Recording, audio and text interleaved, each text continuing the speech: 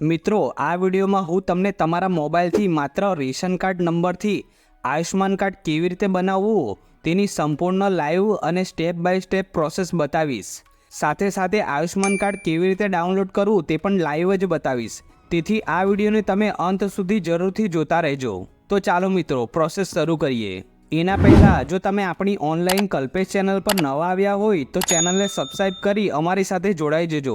કારણ કે ઘરે બેઠા ઓનલાઈન મોબાઈલથી જે કામ થાય તેના વિડીયો હું લાવતો જ રહું છું. એટલે ચેનલને સબસ્ક્રાઈબ કરી અમારી સાથે જોડાઈ જજો. તો ચાલો મિત્રો, પ્રોસેસ શરૂ કરીએ. તો મિત્રો, તમારે સૌથી પહેલાં ગૂગલ પ્લે સ્ટોર પર આવી આ આયુષ્માન એપ ઇન્સ્ટોલ કરી લેવી. ઇન્સ્ટોલ થઈ ગયા બાદ ઓપન કરશો તો આવું ઇન્ટરફેસ દેખાશે. અહીં મિત્રો તમારે નીચે બીજું ઓપ્શન કન્ટિન્યુ પર ક્લિક કરવાનું, તો આ પ્રકારનું પેજ ખુલશે. અહીં નીચે એક્સેપ્ટ પર ક્લિક કરવાનું, તો તમને આવું ઇન્ટરફેસ જોવા મળશે. હવે મિત્રો ધ્યાનથી જોજો, કારણ કે એપ અપડેટ થયા પછી કાર્ડ બનાવવાની પ્રોસેસ થોડી ચેન્જ થઈ ગઈ છે. એટલે દરેક સ્ટેપ ધ્યાનથી જોતા રહેજો. હવે અહીં ક્યાં મેં પાત્ર હું એ ઓપ્શનમાં જો તમને જાણવું હોય કે તમારું આયુષ્માન કાર્ડ બનશે કે નહીં, તેના માટે મેં વિડીયો બનાવેલો છે, તે વિડીયો જોઈ લેજો. નીચે અસ્પતાલ ખોજે, એમાં જો તમને જાણવું હોય કે તમારા વિસ્તારમાં કઈ કઈ સરકારી કે પ્રાઇવેટ હોસ્પિટલમાં ફ્રી ઇલાજ થશે, તેના માટે પણ આ વિડીયો બનાવેલ છે, તે જોઈ લેજો. હવે મિત્રો, આપણે નવું આયુષ્માન કાર્ડ બનાવવાના છે. તેના માટે તમારે અહીં નીચે લોગિન ઓપ્શન દેખાતું હશે, તેના પર ક્લિક કરવાનું, તો આ પેજ ખુલી જશે. હવે મિત્રો, અહીં તમારે બેનિફિશરી સિલેક્ટ રાખવાનું, કારણ કે કાર્ડ આપણે પોતે જાતે જ બનાવવાના છે. પછી નીચે મોબાઈલ નંબરમાં તમે જે ફોનથી પ્રોસેસ કરો છો તેમાં રહેલો મોબાઈલ નંબર નાખી દેવાનો, કારણ કે આ મોબાઈલ નંબર આ એપમાં ફક્ત લોગિન થવા માટે જ છે. પછી નીચે ઉપર દર્શાવેલ મુજબ કેપ્ચા કોડ એન્ટર કરી દેવાનો. પછી નીચે વેરીફાઈ પર ક્લિક કરશો તો NHA તરફથી OTP આવશે. OTP અહીં નીચે દાખલ કરી દેવો. પછી અહીં લોગિન પર ક્લિક કરવાનું. જો પરમિશન માંગે તો અલાઉ કરી દેવી. મિત્રો, અહીં પ્રોસેસિંગ થશે, તમારે થોડી રાહ જોવી. પ્રોસેસ થઈ ગયા બાદ તમને આ પ્રકારનું ઇન્ટરફેસ જોવા મળશે. હવે મિત્રો, અહીં તમારે પહેલું option Ayushman Bharat PMJ select કરવાનું, કારણ કે આ ઓપ્શન સામાન્ય નાગરિકોને કાર્ડ બનાવવાનો હોય તેના માટે હોય છે. પણ મિત્રો, નીચે આ સેન્ટ્રલ ગવર્મેન્ટ સ્કીમમાં ક્લિક કરશો તો 4 ઓપ્શન બતાવે છે. તેમાં પહેલું ઓપ્શન છે સ્માઇલ. તો મિત્રો, આ ઓપ્શન 2 લોકો માટે છે. પહેલું જે ટ્રાન્સજેન્ડર છે, જે કિન્નર છે તેમના માટે છે, અને બીજું જે લોકો ભિક્ષા માંગે છે તેમના માટે છે. જો લાગુ પડતું હોય તો આ ઓપ્શન સિલેક્ટ કરી કાર્ડ બનાવી શકો છો. બીજું ઓપ્શન છે PM કેર્સ.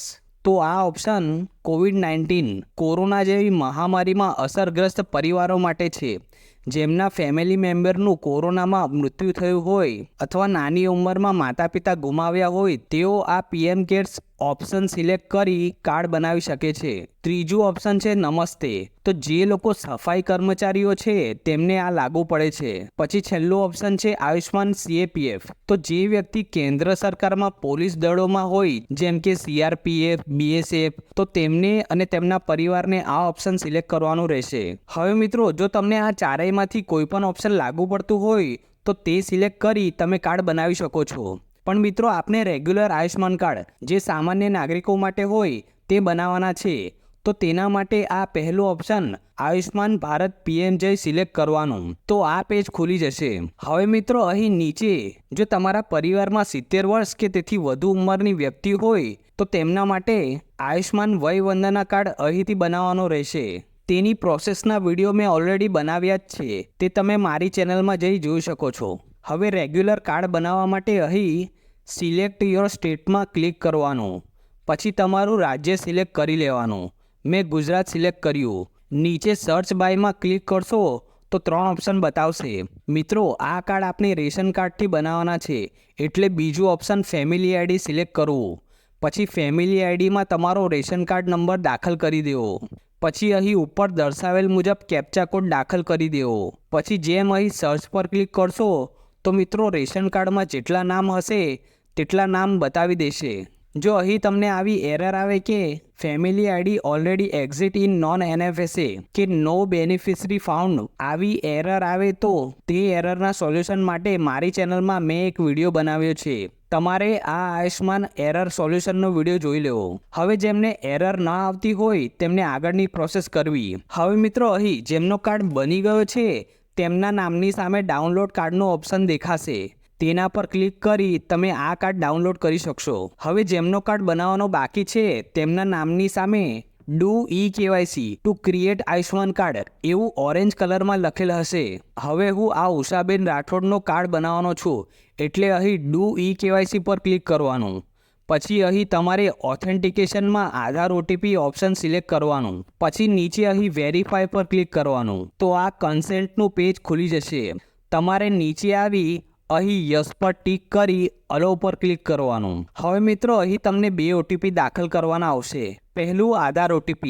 તો મિત્રો આ આધાર કાર્ડમાં જે મોબાઈલ નંબર લિંક હશે તે મોબાઈલ નંબર પર OTP આવશે.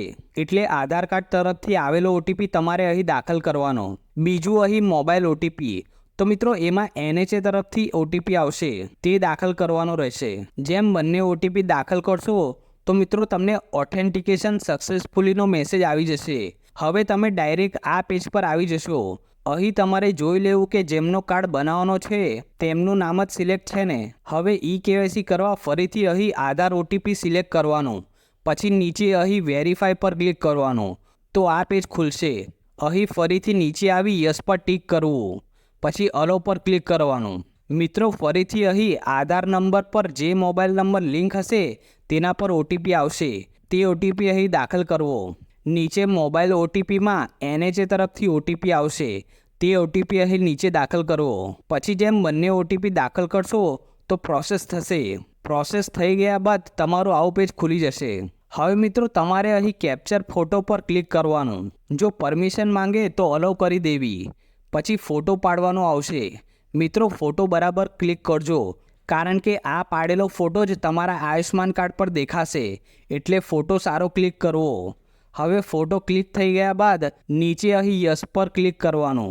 તો તમારો ક્લિક થયેલો ફોટો અહીં આવી જશે. હવે મિત્રો નીચે આવશો તો અહીં અમુક ઇન્ફોર્મેશન તમારે ભરવાની આવશે.